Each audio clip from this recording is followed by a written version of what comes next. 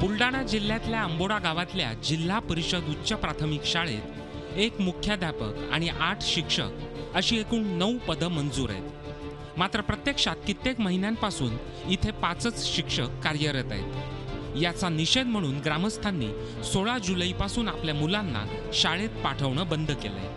माझी मुलगी इयत्ता 7वी मध्ये मपुमा शाळा अंबोडा येथे शिकत आहे।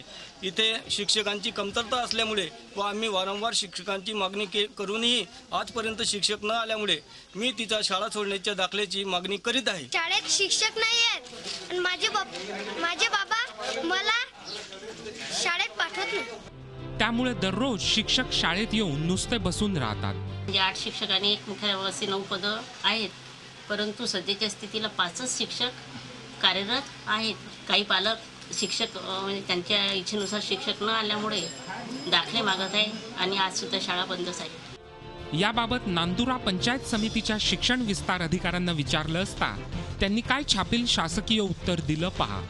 ज्या वेळेस आपल्याला जिल्हा परिषद कडून शिक्षक येतील तेव्हा प्राधान्यक्रमाने आंबोड्याची जी पूर्तता आहे ती केली जाईल। शिक्षकच नसल्यानं शाळा बंद राहत असल्याचा हा प्रकार गंभीर आहे। याकडे शिक्षण विभागानं तातडीनं लक्ष देणं गरजेचं आहे। संतोष लोखंडे, झी मीडिया, बुलढाणा। झी 24 तास रहा एक पाऊल पुढे।